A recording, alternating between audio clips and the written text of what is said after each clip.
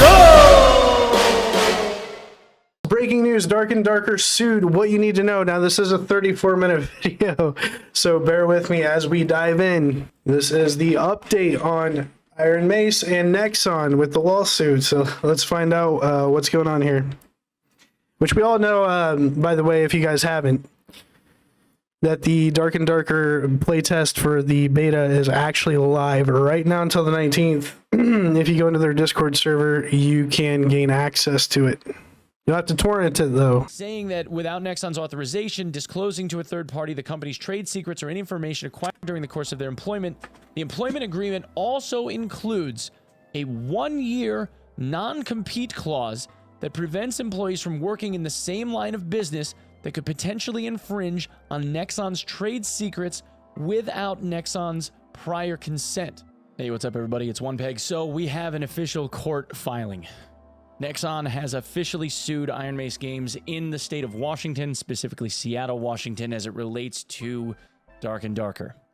They also went so far as to specifically name Joo-Hoon Choi, otherwise known as SDF, and Terry Park, CEO of ironmace Games. The filing, the official court filing, is something that can be found as part of the United States electronic filing system when it comes to court dockets and cases and all of that stuff. If you look it up, you have to use what is called the United States Pacer system. It costs 10 cents per page, and I paid for all the documents. As it turns out, I found out some things that I think are incredibly important to know, because there is way more light shown on this claim that Nexon is making than what we've been led to believe thus far. Paints a more interesting timeline in terms of what they are claiming. And again, I say claiming because this has yet to be proven in any way. It's literally just Nexon's complaint. Offers some insight into some things I wasn't even aware of. Like, did you guys know that Terry has a home in California and is a United States citizen? Because I didn't. If this thing goes to trial, I might actually have to appear in court. And I'm not kidding, because it names me and my channel in the lawsuit. Wait, what? Neat. Anyway, yeah. This should be very interesting. Let's see where this is headed.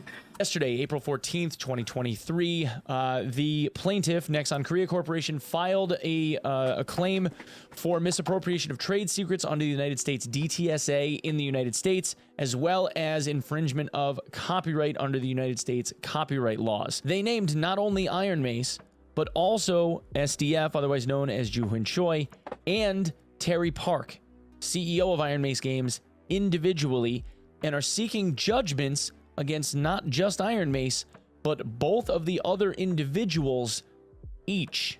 Now, this 55-page... Yeah, I mean, we kind of already knew that, though, because ironmace is a separate entity, and they want to also charge the people that were a part of this that work at ironmace. So we were already aware that that was going to happen. Document is the main summary of what they are claiming. Their preliminary statement and most of the covering evidence that they plan on showing if this goes to trial. Part of that evidence includes the interviews that they did with me, with Pestily, and with Jonah Vale over the course of the different phases of their playtests. Now, in their preliminary statement, they say that they seek injunctive relief and damages arising from the defendant's theft of Nexon's video game developed as a part of project called P3, which we are familiar with in other videos that I've done. If you haven't seen those, please go back and check them out. There's some interesting pieces of information there. The short and long of it is that Nexon is claiming that their P3 project, further known as P3 from here on out inside of this document, was full of trade secrets that both Mr. Choi and Terry Park stole from them upon their exodus from Nexon, of which Mr. Choi was fired from his role after, I guess, stealing stuff from Nexon. At least that's what Nexon claims. They are seeking not only restitution, being a cease and desist of the builds of Dark and Darker moving forward, but also monetary damages from lost profits that Nexon is claiming that it lost due to the over $840,000 of research and development money that it stuffed into the development of Project P3, only then to have it canceled. Now, they are saying that they developed P3 from August 2020 to July 2021, and that both defendant Choi, SDF, as well as Terry Park were both involved in the P3 project, overseeing the development of Project P3 in directorial roles, and then left. They are saying that not only did they steal source code, they are actually saying that source code was stolen, but also audio-visual source code, and show examples therein inside of this 55-page document. Not only do they say that, but they also go even further to say that the defendants, in their haste, made the same game. Condoning the defendant's conduct, meaning allowing this to continue, would threaten Nexon, the video game industry, and all of the consumers who enjoy playing sophisticated video games. That's a nice way to put it. We're sophisticated gamers. And then they go in and talk about how P3 was being developed, as well as the not me, I'm a fucking degenerate. process. They talk about jurisdiction and venue that say that this is a violation of the DTSA, the Defend Trade Secrets Act, as well as the United States Copyright Act. And later on in the document, the reason why they are saying this is because they believe that the United States was being heavily marketed to and is the largest market share of all of the people that have played the game. Now, here is the section that is in regard to Nexon's, what they refer to as their factual background. This is a background that tells the story of the process to develop Project P3 and how they believe that their Project P3 information and its process procedures were stolen from them. They talk about, in order to protect its proprietary information, Nexon maintains written company policies and guidelines that govern the protection of company data. And then they list all of the different security guidelines that they have people attest to as employees and reattest to on an annual basis. They also talk about how employees aren't able to work on things like this from home unless they use specific Nexon sources. And again, this is something that they require in writing that all of the employees sign an attestation to. And they are named here as limiting employees' information, prohibiting employees from disclosing trade secrets, forbids employees from reproducing protected material, and prohibits employees from falsifying or damaging company information. Saying that without Nexon's authorization, disclosing to a third party the company's trade secrets or any information acquired during the course of their employment, the employment agreement also includes a 1-year non-compete clause that prevents employees from working in the same line of business that could potentially infringe on Nexon's trade secrets without Nexon's prior consent. So this is almost like they were anticipating something like this to potentially happen, so they even put it in here. The largest question marks that we have been left with was whether or not there was a non-compete agreement. According to Nexon, both Terry Park and Mr. Choi signed non-competes. They then go on to talk about how there is a multi-step process, including OTPs and multi-factor authentication procedures, as well as username and passwords that have to be recycled every 120 days, changed. All of this stuff is logged. They then talk about the COVID-19 pandemic, saying that people involved with COVID also were given special provisions, but that there was a process and procedure set in place by Nexon for people to work from home during COVID. They talk about hiring dates on when they hired Defendant Choi and Defendant Park, and when the documents were signed, the dates in which the defendants agreed to and signed each of the agreements. However, one of the things that's interesting here is that Defendant Choi signed the employment agreement on January 1st of 2021. At this point in time, he had already been taking files and putting them on a personal server with permission through January 1st of 2021. And at this point, he had not yet been told that that was something that he wasn't allowed to do. Secondarily, the data protection agreement that was signed by Terry Park wasn't signed until August 5th of 2021, after Defendant Choi had already been terminated from his position, and Terry ended up leaving his position only 4 days later. That's interesting to me. Now, they go on to talk about the stages of game development, and this is actually an important piece, believe it or not, where they say that there is a pitch made by somebody at the company, prototyping of the game, pre-production, yeah, for sure, production, post-production, and then launch.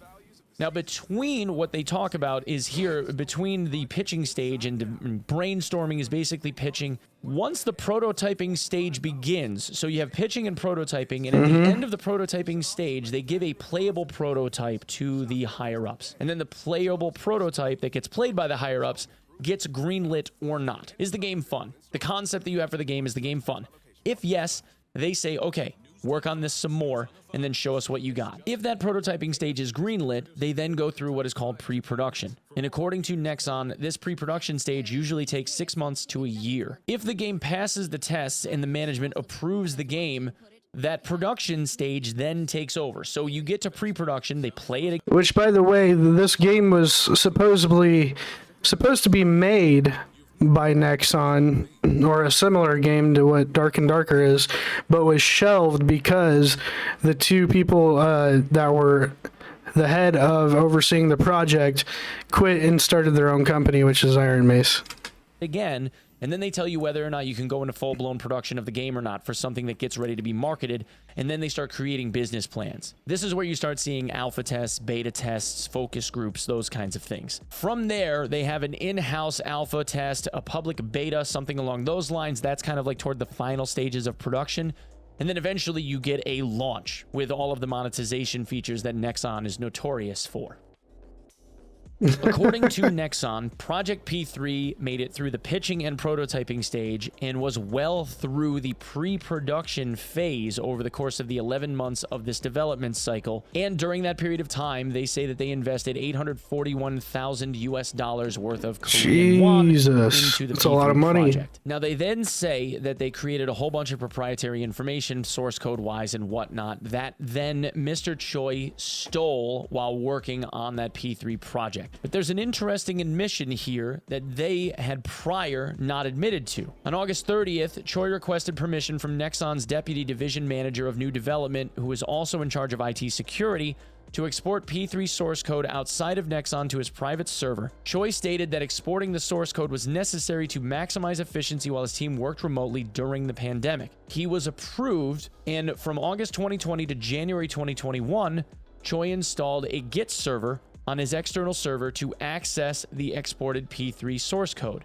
Because storing minimal amounts of source code presented a low risk, the new development manager granted Choi temporary approval to export P3 source code for the purpose of testing the program. They also state that the new development manager did not grant permission to Choi to export build files to an external server. So there's a difference between P3 source code and actual build files. Build files would be like the actual things that the architecture is made out of, not just source code. However, it's very likely, and again, not that I'm trying to play devil's advocate, but it's very likely that Mr. Choi just took it as, yes, you can do certain things, but didn't realize that the other certain things were things that he wasn't able to do. And he was only moving things around in order to be able to make sure that he could do his job. But I digress. The most interesting part of this section is this blurb here. By February 2021, the P3 project was past the early prototyping stage. Therefore, Choi knew or should have known that the new development manager's temporary approval was no longer valid. In apparent recognition that his export of P3 source code was unauthorized,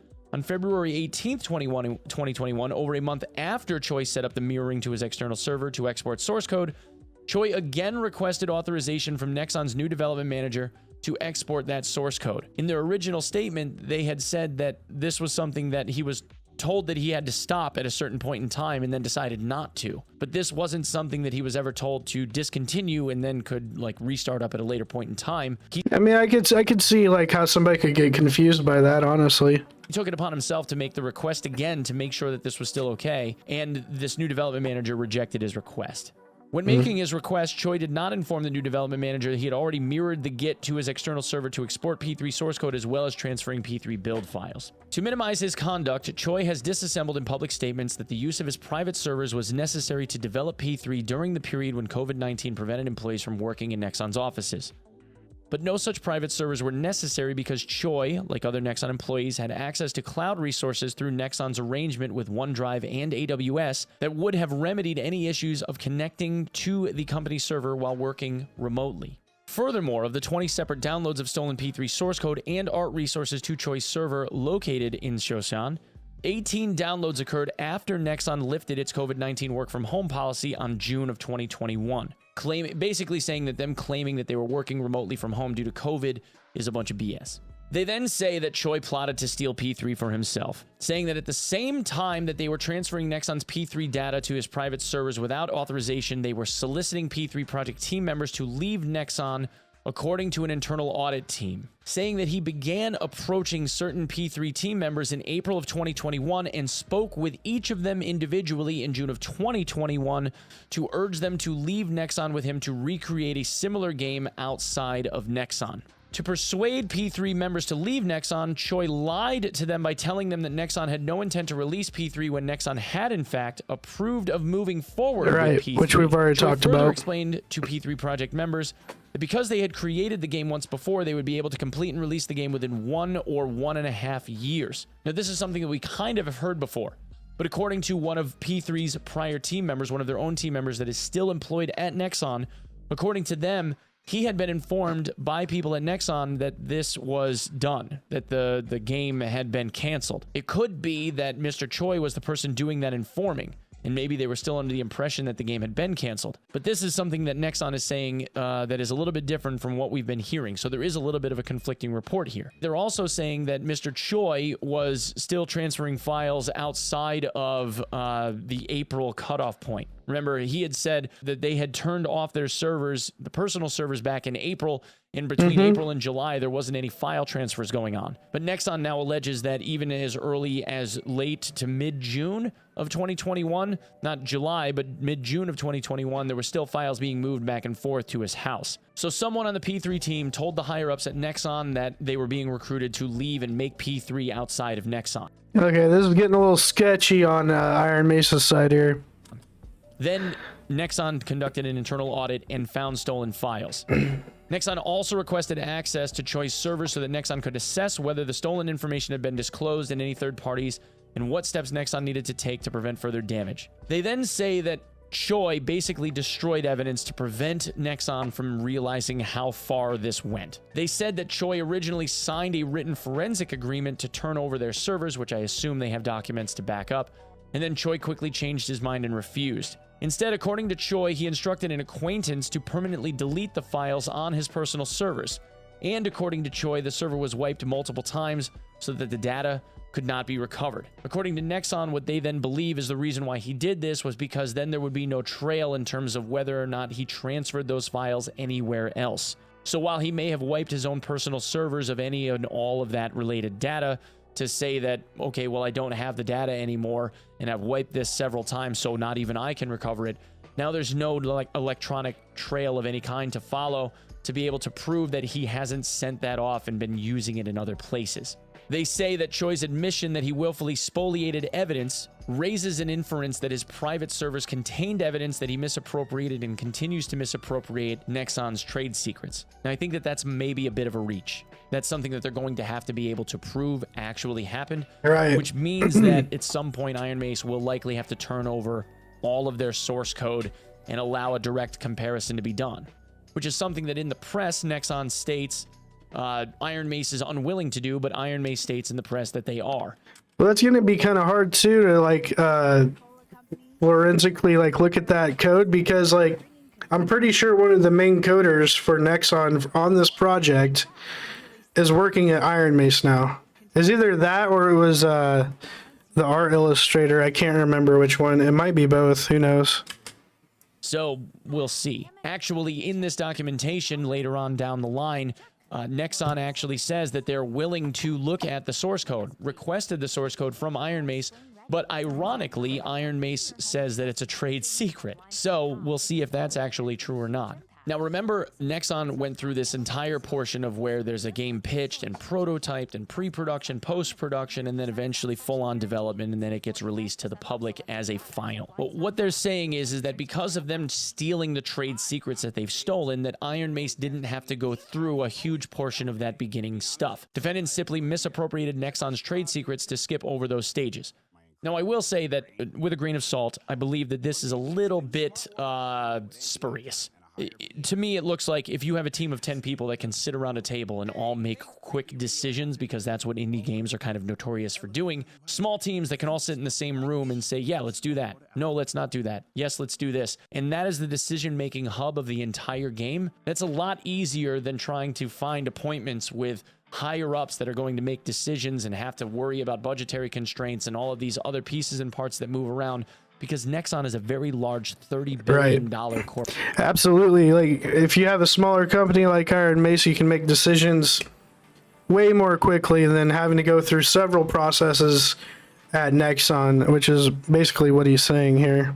Separate entity. Now, granted, they all have targets and stuff that they need to make, but there's still people to answer to and the wheels in larger companies like that move an awful lot more slowly. I don't see something like this as being the gotcha moment that Nexon believes it to be. But again, they're trying to make an argument that sounds as amazing as they possibly can make it sound. The majority of video games fail before they get past a prototyping stage. When a game fails at the end of a prototyping stage, every hour of human effort and every dollar investment in the game is a loss. But the defendants didn't need to take that risk because it was already greenlit by Nexon, and the defendants knew that Nexon had already tested a game through prototyping and determined it was likely to be a commercial success, something which was unknown to anyone other than Nexon's employees. So what they're trying to say is that Nexon being the determining factor as to whether or not the audience at large would find it to be something they wanted to play, because we've never seen Nexon release a final copy of a game that ended up falling on its face before, right?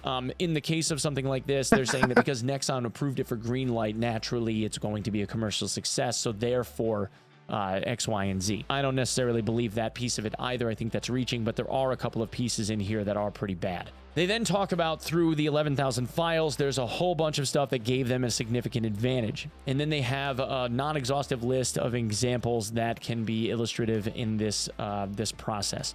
Now, they're talking about image files and whatnot that had been removed from Nexon's servers, that had been copied from Nexon's servers and moved over to Mr. Choi's private servers. They know what had been taken from them, but again, they don't know what Mr. Choi kept, if anything. These UI compass related files are important because they provide the cardinal direction for navigation and orientation purposes in P3 and Darker. They're basically saying the compass rows assets that are being used to determine where you are on the minimap and what direction you're facing is important information that they otherwise wouldn't have been able to derive or create on their own in as quick of an amount of time as they did. One other thing that I find a little bit weird here is that they're also saying that visual data was most time-consuming and labor-intensive. Each level took weeks or months to create. The visual data for Darker levels corresponds closely to the visual data for P3, and by what I believe this to mean is like the way that the walls are constructed and some of the architecture, which again is off-the-shelf stuff from the Unreal Store,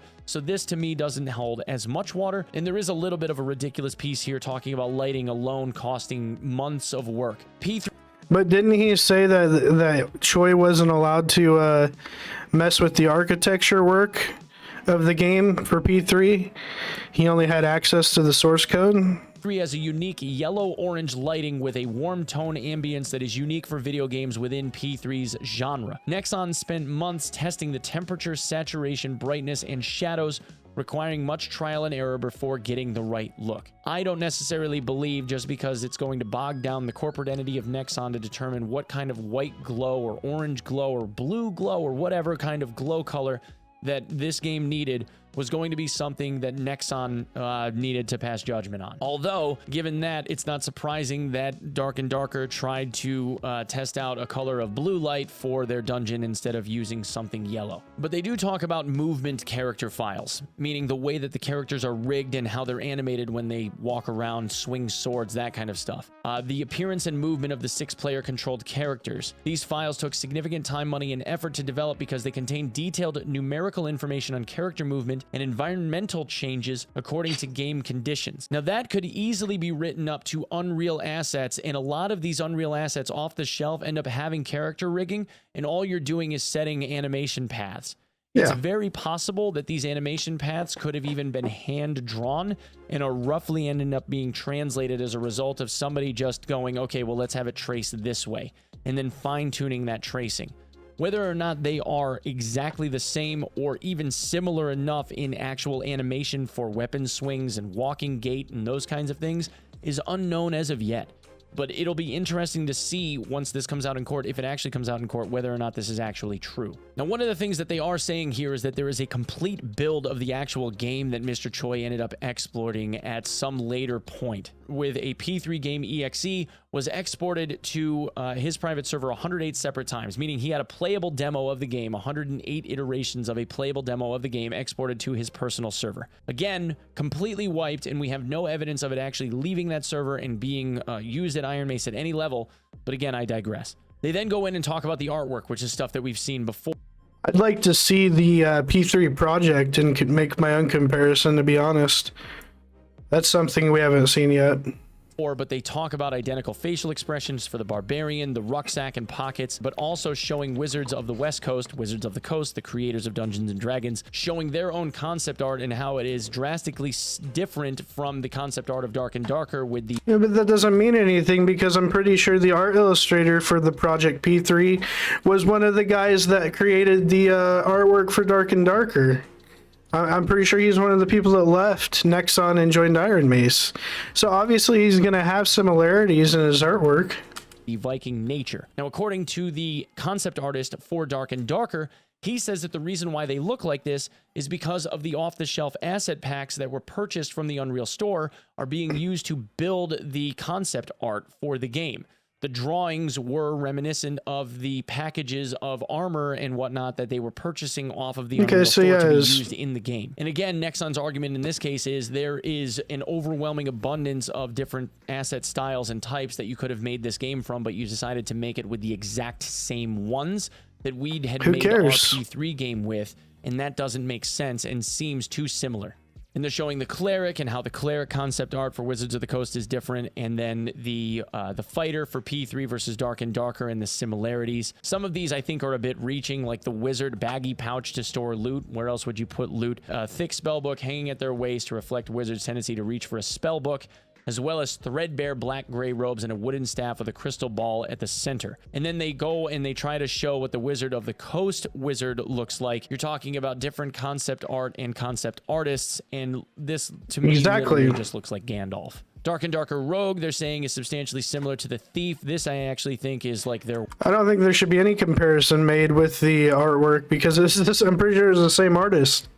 Worst argument in terms of concept art, because these two look drastically different, although they are considered still rogues or thieves. And the Wizards of the Coast one is a drow elf, which doesn't really show me anything different. They could have just made this like a human skin, and it would be really, really close or similar to either one of these. And the same thing with the Ranger. I mean, how else would you make a Ranger look? I mean, this is just a really flashy looking Ranger, but in the case of a game that's supposed to be dark and more gritty, like how Dark and Darker is styled, walking around in turquoise, they would obviously be drafted or dressed in a garb that would be more conducive to their surrounding areas, right? I'm not trying to pick apart the entire argument. I'm just kind of saying like, all right, well, here's an argumentative point. Many other types of assets can be purchased in addition to 3D models of characters. Other assets include items such as torches and treasure chests, non-player characters like monsters, assets to establish settings such as doors and castle walls, and animations such as hand movements to wield a sword. There's a vast selection of assets. Nexon was required to use creativity to select the assets that best expressed ideas for P3. Defendants copied this creative selection. From here, there's some added information, stuff that we haven't seen before. In P3 and Dark and Darker, both feature a same fleshy, bald zombie with eyes that light up. Now, in this case, there is a difference in how these two are animated, because the zombie in Dark and Darker doesn't really ever flail its arms out unless it's ready to strike, but it does also have this gas cloud in P3. That is a little interesting. Again, pretty similar. In P3 and Dark and Darker, they contain a skeleton wizard that's hooded and carries a wooden staff. You can see that in both cases, it seems as though they are the same character model. Yeah, those do look like same character model. Doesn't seem very strikingly different. Likewise, both games contain identical monsters, including the Mimic Chest, Wraith, and Cave Troll. So in this case, they have P3 game monster asset list. In here, they have Mimic's Chest, Gold, and Gem, Concept, Fake Treasure Chest, and they actually call it a Mimic. And you can see that the two are very similar in design and concept. And they then have the Wraith, which again looks very similar in design and concept. Actually, this Wraith looks like more of a high roller level dungeon Wraith, where it's got a slightly different glow look and feel to it. In their public statements, defendants contend that it was fine for defendants to steal Nexon's selection of assets. I don't believe they actually use the word steal, but again, I digress, because each individual asset is by itself owned by the Unreal Engine marketplace. Right. Defendants' contention is contrary to the Copyright Act, which protects a work formed by the collection and assembling of pre-existing materials or of data that are selected, coordinated, and arranged in such a way that the resulting work as a whole constitutes an original work of authorship. Now, they then go on to say, like, well, notes, musical notes. Also, novels are made from the same 26 letters in the English language. The assembly of them, if someone were to arrange those words exactly as it's written in another book, would be considered plagiarism. Now, that is absolutely true. However, I think the music argument is a little bit more weak, because there are countless numbers of songs that use the same 4-chord progression, ranging from Elvis to Adele. Nexon selected the door below on the left for P3 from the Unreal Engine Marketplace, but customized it by making it wider than the stock door, meaning that the one in the pack was modified. Defendants selected exactly the same door that Nexon did for Dark and Darker, and on Information and Belief, widened it in the same manner. So the question is whether or not it's the same by pixels, or whether or not the level design was made in a way where maybe the character model couldn't fit through the doorway, and that's why it had to be widened. But again, this is one of those things that they're making claims on. Secondarily, P3 players can sit at campfires to congregate with other players and replenish their health. In Dark and Darker, players rest in front of a campfire in identical sitting positions. Now again, this is one of those things that might be a little bit hard to argue away from. They then go on to talk about how the torch is using the same exact color of lighting that took Nexon months to be able to approve. To me, this doesn't look like it's the exact same color of yellow light. In fact, this one looks like it's a little bit more pale than this one does. This one looks like it's got a little bit more of a warm yellow hue or yellow-orange hue. Oh, it definitely looks brighter on the right. In my case, I'm looking at this and I don't see how it's the same. You can't really draw a conclusion on yellow light if you're asking me. And this looks very similar to another. This is getting really down to the nitty gritty, and I feel like Nexon's just being super picky about this stuff. I mean, I get it, but at the same time, it's like, really? You could do this with like any game, though.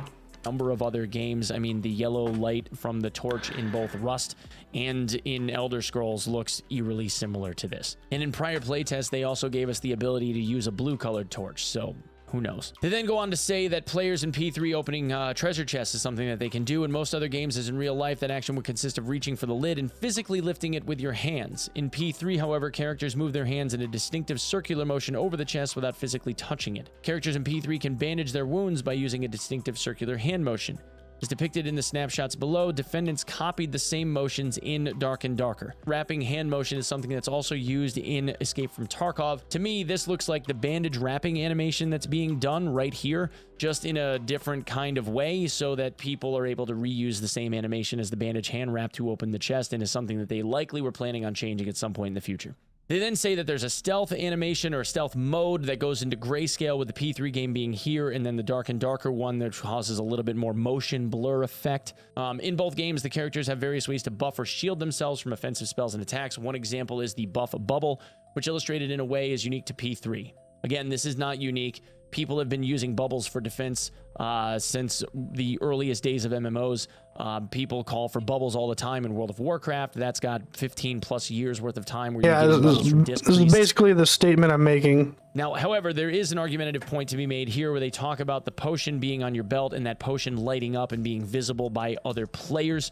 Being something that is indicative and unique to Project P3. They then talk about the Tavern Hall and say that the Tavern Hall is a carbon copy, even though it was turned into Gathering Hall. And then they go on to say, in both P3 and Darker take place through a similarly structured dungeon basement.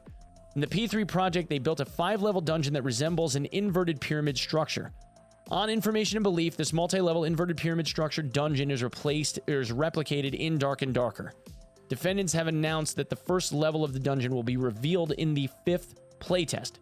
Now that is true, they did, but they only ever plan on having 3 levels, not 5. So in this case, I don't believe this to be an argumentative point for them whatsoever, and this one to me completely misses the mark. They then talk about there being a form of poison fog that would force people toward a certain section of the dungeon where other players get located. Defendants You mean like almost every battle royale has? A storm circle? Implemented the same spatial control feature renamed Dark Swarm that forces players to a certain location in the dungeon in Dark and Darker. Forcing PvP through a BR circle is again nothing new. This doesn't strike me as anything new or unique. Exactly. Again, I don't believe this to be an argumentative point, but I do believe Nexon to have points to argue. Now, they then go on to talk about why they're trying to argue this in the Western United States, giving examples as to why they had been heavily marketed in the US. And this is where I get named. Actually, they stated that 38.67% of all Dark and Darker players were from the United States, and that the most popular market was Japan at 7.94%, that they had an ARG event that they used where they used a New York City park bench that my community actually, myself and people in my community actually ended up solving, which was really sweet. But here's where I get named. Park also conducted interviews with YouTube channels targeted to US gamers, including OnePeg on October 2022 and February 2nd, 2023. in English with Pestily on November 24th in 2022, and Jonah Vale Gaming from the United States on February 6, 2023 in English. In these interviews, Park discusses the background of ironmace, playtest, details about Dark and Darker, and future plans, including new features, early access, cost estimates, etc. To Nexon's knowledge, Park and ironmace did not conduct any interviews in Korean or market the game in ways that would have targeted a Korean audience. So this is to illustrate that they believe that there should be something litigated in the United States because it's being heavily pushed to a United States market, basically. And they're also trying to state that because the game is heavily served with Amazon web hosting, that doesn't surprise me at all, that it makes sense for this to be tried in Seattle. Now, what they want. They obviously want ironmace to cease and desist, but they also expect that there's going to be damages handed over by ironmace to Nexon for having stolen what they did in terms of profitability of their game. Now, wherever they end up coming down on that is completely unknown because ironmace hasn't made a penny from it. All they have is potential sales progression and projections, and it's likely that the Q&A that I did would be something that they reference where Sacriel and I ended up saying that they were going to get 2 million units. So, sorry. But they also said that they want them to permanently and preliminarily enjoy defendants, their officers, employees, agents, subsidiaries, representative, distributed dealers, members, affiliates, internet service providers, and all persons acting in concert or participation with them from misappropriating their stuff, including by copying, marketing, distributing, or publicly performing Dark and Darker or any game substantially similar, requiring them to deliver all copies of materials, requiring them to deliver all copies of materials that infringe or violate plaintiff's rights described herein, anything unlawfully stolen, and monetary relief damages sustained by plaintiff in an amount not yet determined, and disgorgement of defendant's ill-gotten gains, and awarded plaintiff its costs of suit and attorney's fees, and awarding such other further relief as this court may deem just and appropriate. And then the rest of the court filings are defendant's name and address, where they're making court summons for proof of appearance for each one of the people involved, and copies of registrations of copyright for evidentiary reasons. So yeah, that's everything that I've got, guys. It looks as though Nexon is going to keep this thing in court for a real long time. It also looks like they've got a case. I mean, I hate to be the person that's like to admit it, but Nexon is claiming that they're trying to get ironmace to actually show them source code, and they're saying that ironmace is outright refusing to do so. I'm hoping that at some level, ironmace... Okay, so basically we're at the point where they are going through with the lawsuit, as we can clearly see here, and now ironmace, from what we priorly knew, was they were cooperating on every level possible with this lawsuit about turning information over. They're now refusing to show source code, which that's not a good sign at all. That could also mean that this game may never get released, or potentially could be years before it's released because we got to wait on this to settle. Will be able to defend all of these positions in a way that satisfies the court. Whether or not they're going to be able to do that, I don't know. What I can say is that in the United States, they stand the best possible chance to win this, as opposed to a court in, say, Korea. The fact that they're actually trying it in the United States is actually a good thing for ironmace, believe it or not, because United States courts tend to side with the little guy a little bit more often than they do the big one. So we'll see. We'll see what happens. I don't feel super confident about it, but you gotta admit, if ironmace is trying to carry it this hard, they got some brass balls. And if they think they can win it, more power to them, man. I hope they do, but they got to be able to prove it. You know what I'm saying? Anyway, guys, thanks so much for coming and checking this out. You can catch me live at twitch.tv/onepeg. I'm live every day around 7 to 8 a.m. Eastern Standard Time until whenever. And as always, if you would consider subbing the channel here, I would very, very much appreciate it. Thank you so much for lending me your eyeballs, and I will see you in the next one. We actually got a deep dive into the documentation for the lawsuit. So thumbs up there. Good video. Like I said, this doesn't look good at all, but being that it's in a United States courtroom, who knows? Maybe ironmace could flip this around and win it. We could at least see it get published in the United States and maybe settle for a civil suit where they might just have to pay like X amount of money. But again, I don't know. We'll have to see. I'll keep you guys updated on this step by step as I can. Hey guys, if you like the video, make sure you head over to the page, hit that like button, scroll over, smash that subscribe, and hit that bell icon to get notified for future video drops, and I will see you guys on the next one. Thanks for watching.